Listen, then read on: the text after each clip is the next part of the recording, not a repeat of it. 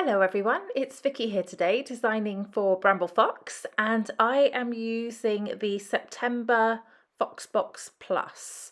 So I have the perspectives from that and the stencil, and I am using the Little Things collection from Simple Stories, and I really love the patterned papers in this collection, so I wanted to make a page that was heavy on pattern paper, and that's really unusual for me. So this is something that I wanted to try out.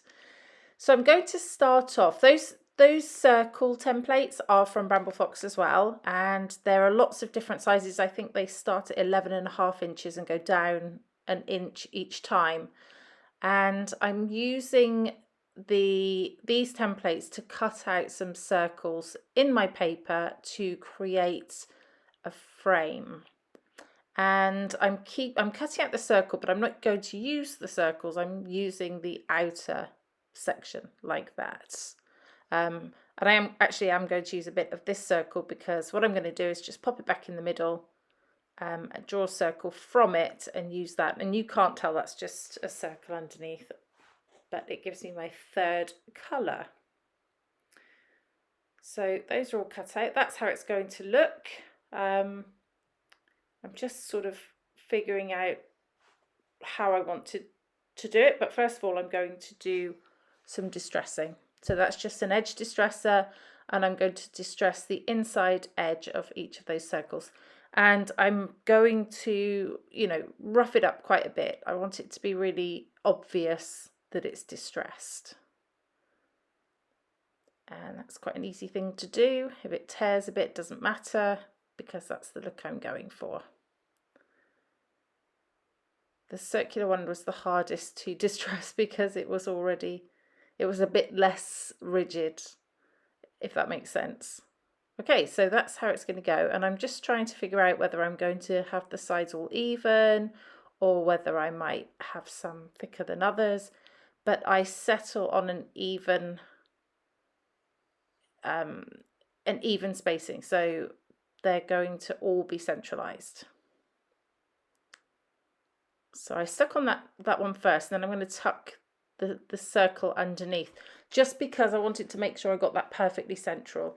And if I'd stuck it down first, with my eye, it would not have been central. It would have been off center. So yeah, I stuck that down that way, and then I'm going to put this one on top. And I really love that riot of colour that I've created now, and it's very unusual for me, something very different. So I'm quite excited to try it.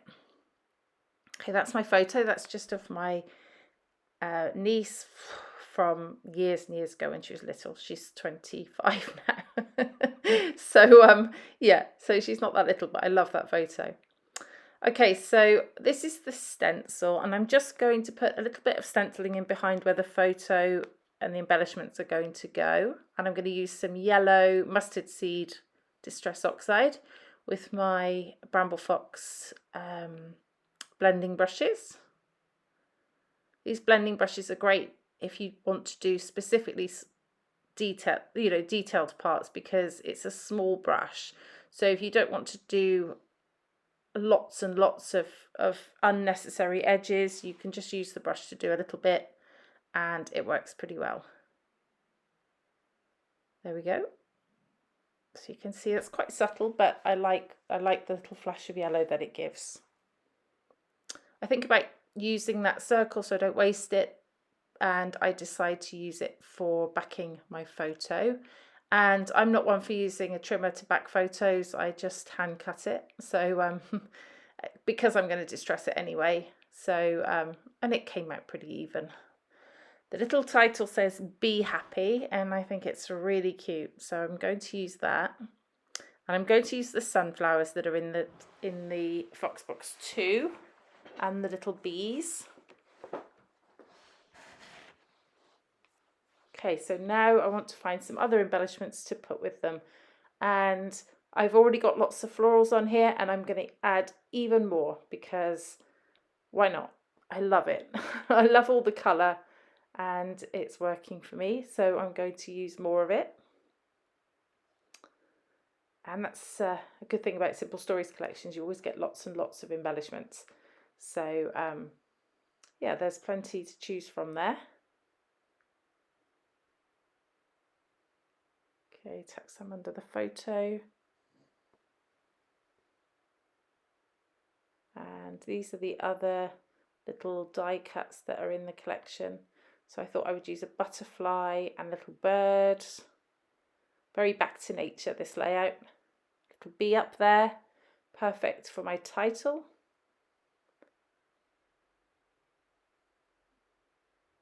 And I'm happy with how that's looking. So I'm going to start to stick things down, starting with some foam on the back of my photo, just to add a bit of dimension there. I'm putting glue and tape on there just to make it grab the page. I don't want it falling off, and as it's not quite level, it's on 2 levels of paper, I just want to make sure it's well and truly stuck there.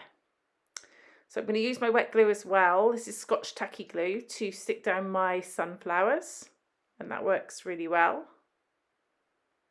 It dries pretty quickly.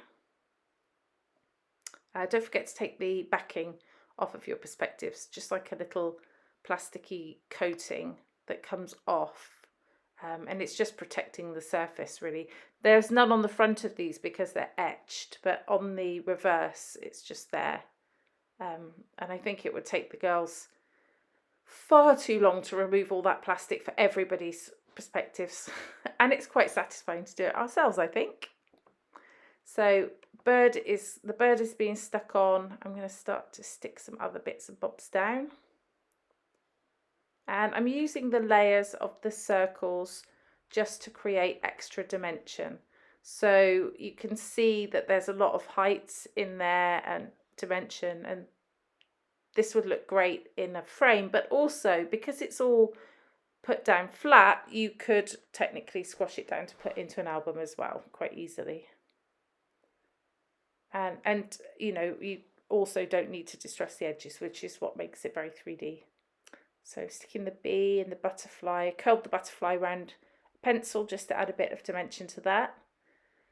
Now I'm sticking down my Be Happy. Now this will not stick completely, but I'm putting glue on the whole thing and I'm sticking it down to those layers, and it will grab where it needs to. And as long as I don't mess with it for a little while and let it really go off, then it should stick there pretty well. Just taking the plastic off the bees, and I'm going to stick those down as well. I love the black perspectives. They're matte and they're really nice. I just think they work really well on lots of different layouts. Even though there's not much black in this collection, there is a bit there in the butterfly. It just works really well and stands out beautifully. Okay, sticking a couple more flowers on there. And filling up some spaces.